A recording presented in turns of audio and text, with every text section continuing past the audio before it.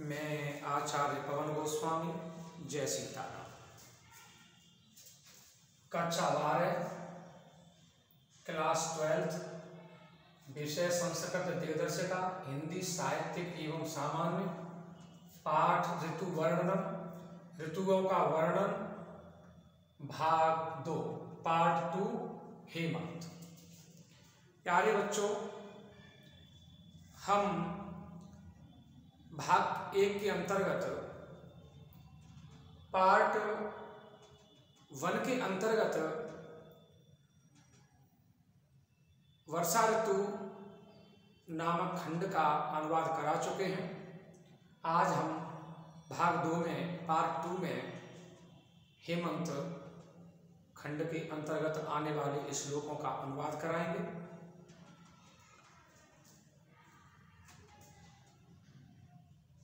इन श्लोकों का जो संदर्भ होगा वो इस प्रकार होगा। प्रस्तुत श्लोक हमारी पाठ्य पुस्तक संस्कृत दिग्दर्शिका के ऋतु वर्णन के हेमंत नामक खंड से उद्धृत है। प्रस्तुत श्लोक हमारी पाठ्य पुस्तक संस्कृत दिग्दर्शिका के ऋतु वर्णनम नामक पाठ के हेमंत नामक खंड से उद्धृत है। प्यारे बच्चों, आप ऋतुओं को तो जानते ही होंगे। यदि स्थूल दृष्टि से देखा जाए, मोटे तौर से देखा जाए तो 3 ऋतुएं होती हैं, ग्रीष्म, वर्षा और शरद। लेकिन जब हम सूक्ष्म दृष्टि से देखेंगे तो 6 ऋतुएं होती हैं, षड ऋतुएं। वसंत ऋतु, ग्रीष्म ऋतु, वर्षा ऋतु, शरद ऋतु, हेमंत ऋतु, शिशिर ऋतु। प्यारे बच्चों, हेमंत ऋतु बहुत ही प्यारी ऋतु होती है। इस समय जो समय चल रहा है वो हेमंत ऋतु का ही समय चल रहा है। हेमंत ऋतु मध्य अक्टूबर से लेकर के मध्य दिसंबर तक इसका समय होता है। कार्तिक से लेकर पौष महीने तक इसका समय होता है और ये सर्दियों का पूर्व सीजन होता है। इसे प्री विंटर सीजन कहते हैं, प्री विंटर सीजन। और इसी ऋतु में दशहरा, दीपावली,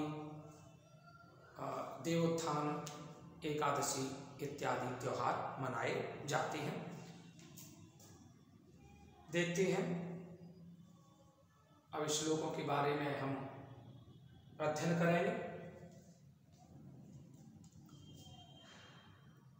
अत्यंत सुख संचारा मध्याह्ने स्पशतः सुखा दिवसा सुभगादित्या छाया सलिल दुर्भगा।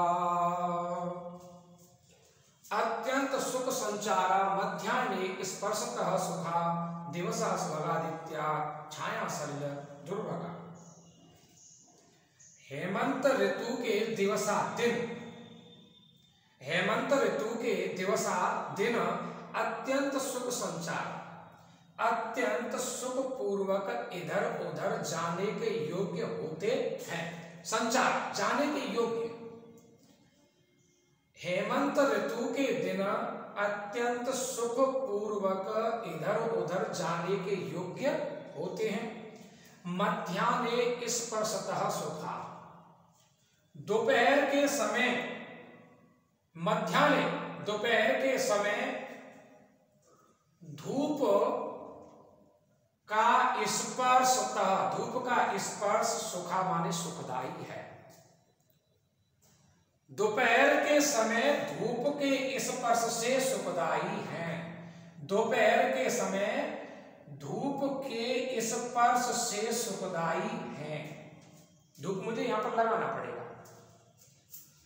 आदित्या सुभगा, सुभगादित्य, आदित्या सुभगा, सूर्य सुखकर, सूर्य सुखकर, किंतु छाया सलिल दुर्भगा, छाया और जल कष्टदायी है। अर्थात छाया और जल अच्छे नहीं लगते हैं।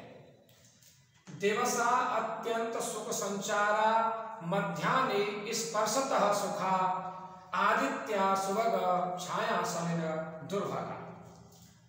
हेमंत ऋतु के दिन अत्यंत सुखपूर्वक इधर उधर जाने के योग्य हैं।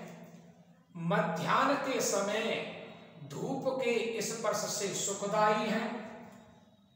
सूर्य सुखकर, किंतु छाया और जल कष्टदायी है, अर्थात छाया और जल अच्छे नहीं लगते हैं।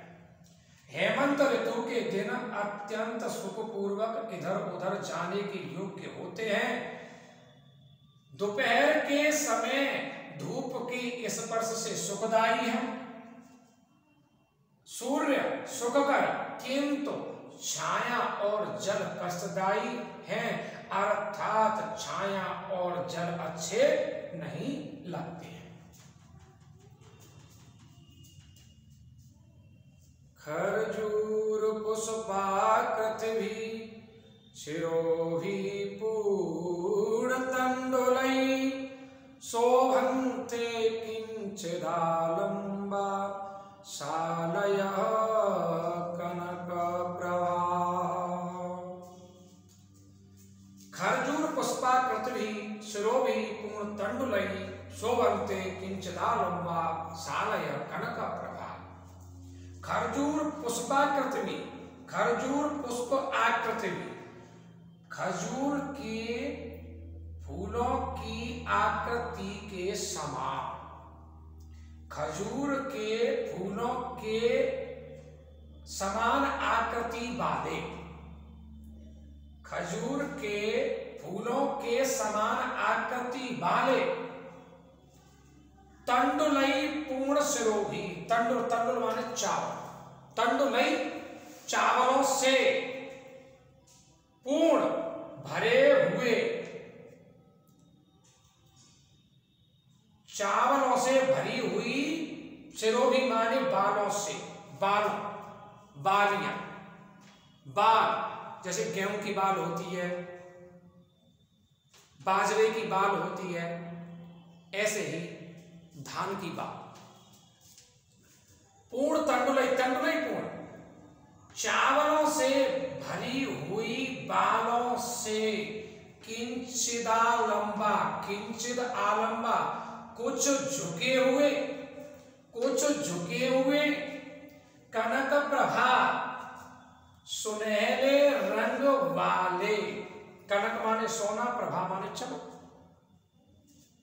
सोने की चमक, तो यानी कह सकते हैं यानी सुनहरे रंग वाले, सुनहरे, सुनहरे रंग वाले, साले माने धान, शोभन्ते माने सुशोभित हो रहे हैं। खरजूर पुष्प आकृति भी, तंडुलई पूर्ण शिरोहि, किंचिद आलंबा, कनक प्रभा सालय शोभन्ते। खजूर के फूलों के समान आकृति वाले, चावलों से भरी हुई, बालों से कुछ झुके हुए, सुनहरे रंग के धान सुशोभित हो रहे हैं। खजूर के फूलों के समान आकृति वाले, चावलों से भरी हुई, बालों से कुछ झुके हुए, सुनहरे रंग के धान सुशोभित हो रहे हैं।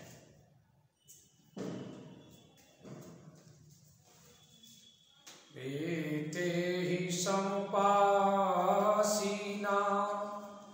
विहगा जल चारिणः, नावगाहन्ति सलिलं प्रगल्भा, इव आहवम्। एते ही समुपासीना, आसीना विहगा जलचारिणः नावगाहन्ति सलिलं प्रगल्भा इव आह। समुपासना, जल के समीप बैठे हुए समुपआसीना, समुपआसीना, जल के समीप बैठे हुए, जल के समीप बैठे हुए जलचारणा विहगा, जल में विचरण करने वाले जलचर, विहगा माने पक्षी, जलचारण जल में विचरण करने वाले अर्थात जलचर, जलचर विहगा माने पक्षी, जल के समीप बैठे हुए जल में विचरण करने वाले जलचर पक्षी, ये जलचर पक्षी सलिलम, जल में, एवं उसी प्रकार से न माने नहीं, अवगाहन्ति प्रवेश कर रहे हैं, सलिलम एवं न अवगाहन्ति, जल में उसी प्रकार प्रवेश नहीं कर रहे हैं, एवं जिस प्रकार से अप्रगल्भा कायर व्यक्ति आह माने युद्ध में, न माने नहीं, अवगाहन्ति माने प्रवेश करते हैं। एवं को हमें दो बार लेना पड़ेगा और न अवगाहन्ति को भी दो बार लेना पड़ेगा। जिस प्रकार अप्रगल्भा कायर व्यक्ति आहवम यानी युद्ध में, न माने नहीं, अवगाहन्ति माने प्रवेश करते हैं।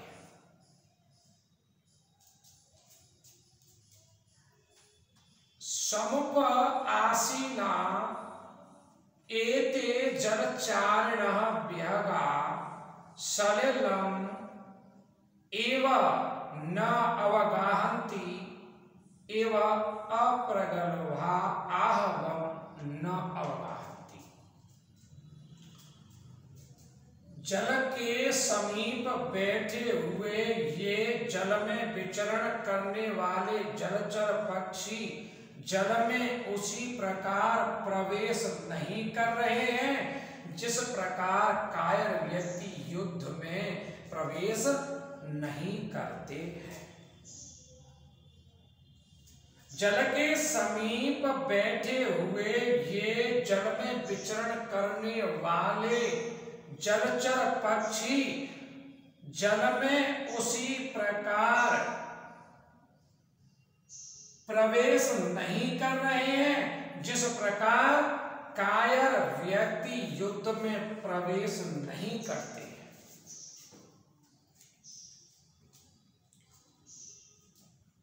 अवस्यायतमो नथा निहारतम साव्रता प्रसुप्ता इव लक्ष्यं ते विपुष्पावनराजयः।